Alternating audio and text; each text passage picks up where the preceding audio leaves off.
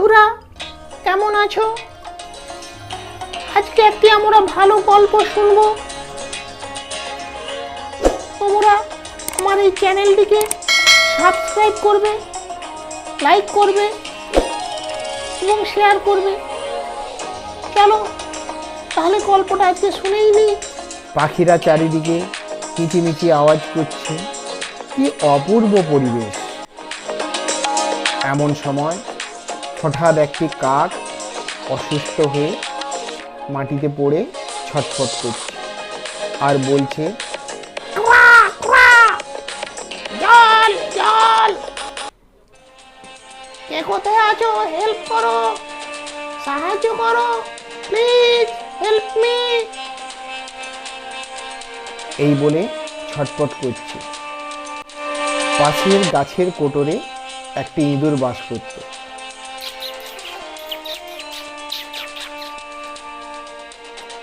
সে উঁকি মেরে দেখে, এটা কাকের কোনো চালাকি হবে, ও আমাদের ধরে খাবে বলে কোনো ক্ষতি করছে। না না, এখন যাব না ওর কাছে, খেলেই আমাদের মেরে ফেলবে।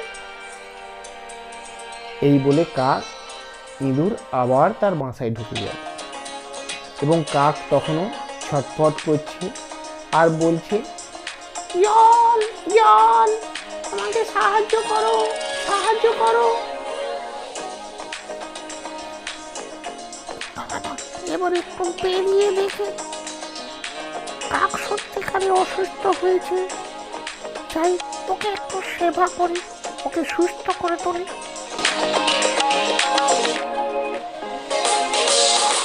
কাক সুস্থ হয়ে বাসায় ফিরে চলল। কিছুদিন পর কাক আবার ইঁদুরের কাছে এলো। ইঁদুর ভাইয়া, ও ইঁদুর ভাইয়া, তুমি ঘরে আছো নাকি?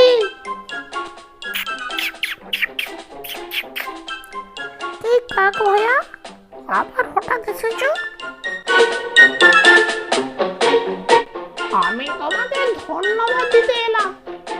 তুমি আমার সেদিন যা উপকার করেছো তার ভুলার নয়।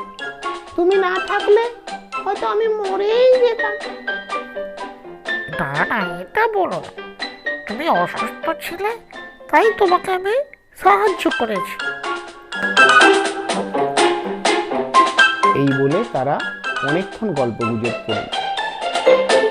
এরপরে কাক বলল, ইঁদুর ভাইয়া, আমি তোমাকে একটা কথা বলছি, শোনো। আমারও তো পাশাপাশি থাকি, আমরাও তো পরস্পরের বন্ধু হতে পারি। না না, তা হতে পারে না, কারণ তোমরা তো আমাদের ধরে খেয়ে ফেলো, মেরে ফেলো, তাই কখনো বন্ধু হতে পারে না। কেন হতে পারে না? এতদিন তো আমরা পাশাপাশি আছি, কেউ কি কারোর কোনো ক্ষতি করেছি? না না, ক্ষতি করনি, কিন্তু যে কোনো সময় তো তুমি মেরে ফেলতে পারো। না না, আর কোনোদিন তোমাদের ক্ষতি করব না। আজ থেকে আমি তোমার বন্ধু হতে চাই। ঠিক আছে, তাহলে বলছো যখন, আজ থেকে আমরা পরস্পরের বন্ধু। কিন্তু দেখো বন্ধু, এই বন্ধুত্ব যেন আমাদের কোনো ক্ষতির কারণ না হয়। এই বলে পরস্পর আজ থেকে বন্ধুত্ব হলো এবং তারা মনের আনন্দে গল্প গুজব করল। কিছুক্ষণ পরে কাক তার বাসায় ফিরে চলে গেল।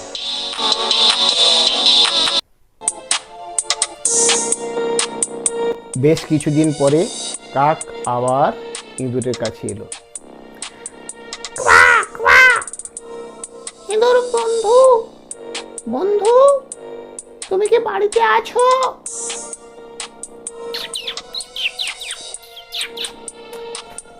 কি ব্যাপার বন্ধু, অনেকদিন পরে এলে যে?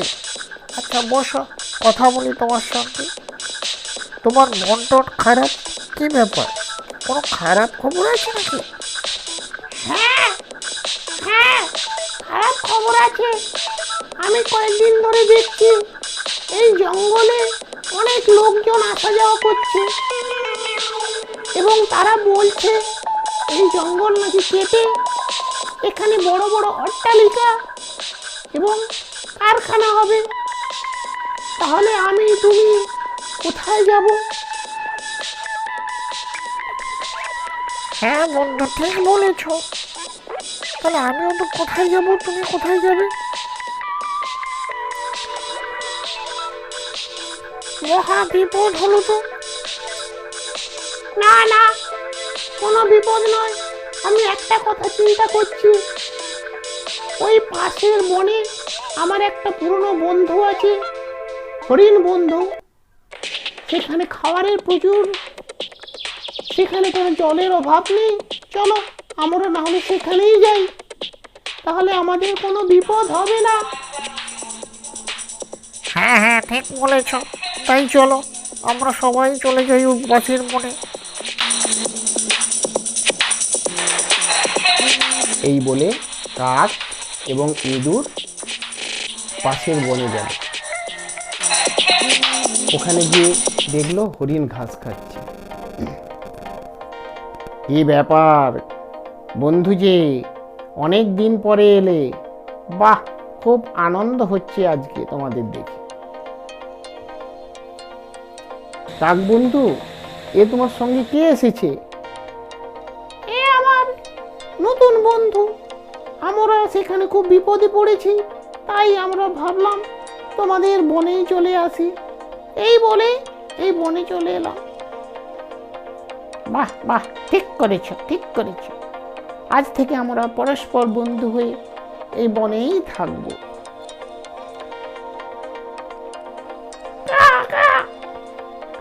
আচ্ছা বন্ধু, সে কচ্ছপ বন্ধু কোথায় গেল? ও বুঝি একটু বাইরে গেছে, অনেকক্ষণ হয়ে গেছে, এক্ষুনি চলে আসে।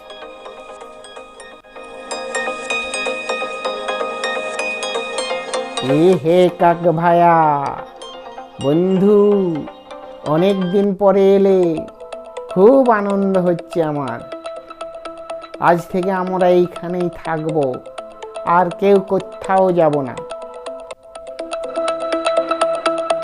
এই বলে চারজন বন্ধু একসঙ্গে থাকলো।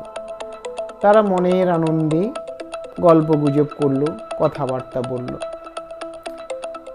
তাদের আনন্দে দিনের পর দিন কেটে যায়। খুব আনন্দেই তারা ছিল। তারা সকালে যে যার কাজে চলে যেত, শিকার করত এবং সন্ধ্যা হলে বাসায় ফিরত। একদিন সন্ধ্যা হয়ে গেল, কাক ফিরে এলো, কচ্ছপ ফিরে এলো, ইঁদুর ফিরে এলো, কিন্তু হরিণ তখনও ফিরে না।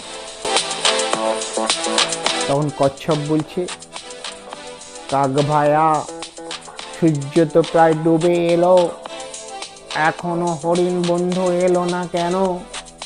আমার তো খুব চিন্তা হচ্ছে। হ্যাঁ বন্ধু, আমারও খুব ভয় করছে।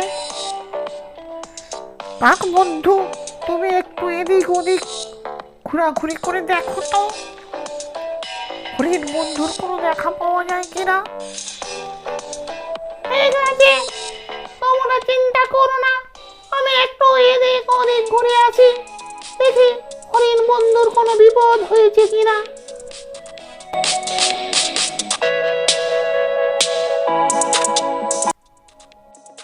ইঁদুর বন্ধু, হরিণের প্রচুর বিপদ।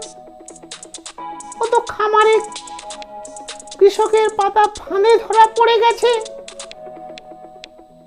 তাহলে এখন হবে কি? ইঁদুর ভায়া, তুমি একটা কোনো উপায় বের করো। ঠিক আছে ঠিক আছে, কোনো চিন্তা করো না। কাক বন্ধু, তুমি আমাকে দেখিয়ে দেবে, চলো। আমি দেখছি ফাঁদ কেটে হরিণ বন্ধুকে উদ্ধার করে আনি। কচ্ছপ বন্ধু, তুমি কিন্তু কোথাও যাবে না। আমরা ফিরে আসা পর্যন্ত তুমি এখানেই থাকো।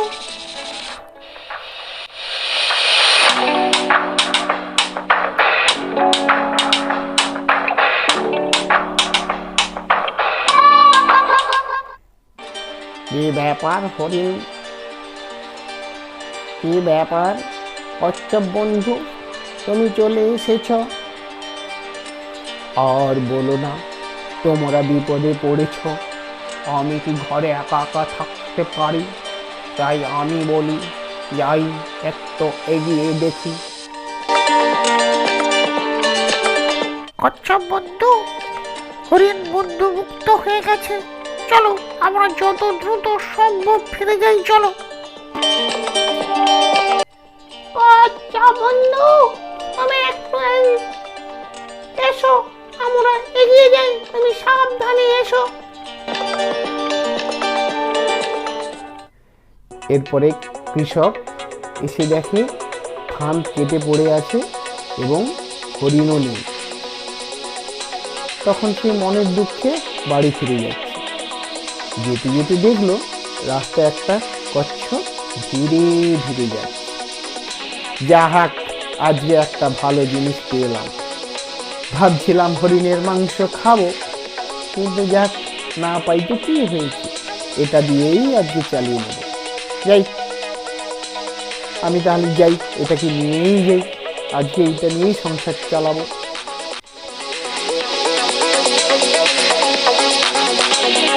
বন্ধু, আমরা তো অনেকক্ষণ এখানে ওয়েট করে আছি, কোথায় কচ্ছপ বন্ধু তো এখনো ফিরলো না। তার কি কোনো বিপদ হয়েছে নাকি? তাহলে তুমি গিয়ে একটু দেখো কাক বন্ধু, কচ্ছপের কোনো বিপদ হয়েছে কিনা।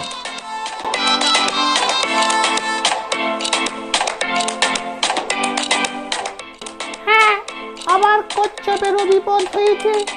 ওই কৃষক কচ্ছপকে ধরে নিয়ে চলে যাচ্ছে। তাহলে এখন আমরা কি করব? আমাদের কিছু একটা করতে হবে। ঠিক আছে, আমার মাথায় একটা বুদ্ধি এসেছে, শোনো। হ্যাঁ, ভালো যুক্তি বলেছ।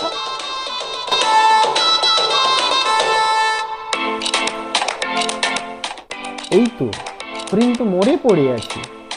আমি যেটা ভেবেছিলাম তা তো হয়নি। যাই, এই কচ্ছপকে ফেলে দিই, আমি বরং হরিণটাকে নিয়ে যাই। শুনেছি নাকি মরা হরিণের মাংস খুব সুস্বাদু হয়। এই বলে যেই হরিণকে ধরতে গেছে কচ্ছপকে ফেলে দিয়ে, অমনি হরিণ বেচারা উঠে ছুটতে লাগলো। কৃষকও হরিণের পেছনে ছুটছে ছুটছে ছুটছে ছুটছে ছুটতে ছুটতে হরিণকে ধরতে পারলো না এবং কচ্ছপের কথাও ভুলে গেল। ইঁদুর তখন পাশেই ছিল। কচ্ছপ বন্ধু, তুমি এই বনে লুকিয়ে পড়ো, কৃষক চলে যাওয়ার পরে আমরা ধীরে ধীরে আবার বাসায় ফিরবো। খুব বিপদ দেখলাম, হরিণও পেলাম না, কচ্ছপটাকেও পেলাম না। যাক, আজকে ফিরে যাই, পরে আবার হরিণকে ধরব। তারা সকলে বাসায় ফিরে এলো এবং মনের আনন্দে দিন কাটতে লাগলো। বন্ধুরা, আমার এই চ্যানেলটিকে অনুগ্রহ করে সকলে সাবস্ক্রাইব করুন।